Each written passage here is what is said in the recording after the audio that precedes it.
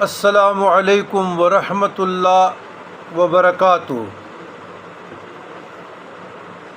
اللہم صلی علی سیدنا محمد وعلی آل سیدنا محمد وبارک وسلم افضل صلواتک بعد معلوماتک وبارک وسلم علیہ۔ برادران اسلام، مشکلات کے لیے، تکالیف کے لیے، ناگہانی آفات سے نجات کے لیے، آزمائش سے نکلنے کے لیے، تنگ دستی اور مفلسی سے نجات کے لیے، یعنی تمام مشکلات کے لیے، تمام مشکلات کے لیے،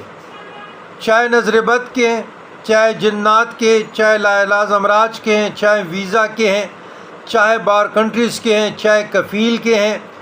چاہے مقدمات ہیں، ان اینی پرابلم، جو بھی تکلیف میں مبتلا ہے انسان، کلمہ گو مسلمان، تو بزرگان دین کے مجربات میں سے 2 رکعت صلاۃ حاجت پڑھی جائے،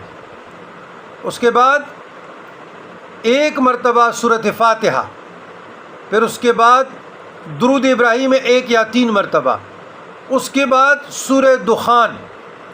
7 مرتبہ پڑھی جائے 40 دن تک مسلسل، تو اللہ تبارک و تعالیٰ کی بارگاہ اقدس میں سجدہ روح ہو کر، سجدہ ریز ہو کر 3 مرتبہ پڑھے آخر پہ استغفر اللہ استغفر اللہ استغفر اللہ، پھر سجدے میں درود پڑھے، یہی نماز کا درود۔ اس کے بعد سر ننگا کر کے اللہ کی درگاہ میں ہاتھوں کو کشکول بنائیں، جھولی کو پلائیں، جو بھی آپ کی مشکل ہے اسی مشکل کا نام لے لیں کہ یا اللہ میں بے بس ہوں، یا اللہ میں مجبور ہوں، یا اللہ میں کمزور ہوں، یا اللہ میرے ہیلے، میری کوششیں، میرے بہانے سب کچھ ختم ہو چکے ہیں۔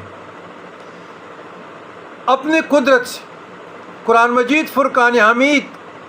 کہ اس عظیم سورہ دخان کی برکت سے، وسیلے سے، جو میرے لیے یہ آزمائش، یہ مشکل، یہ بیماری جو بھی ہے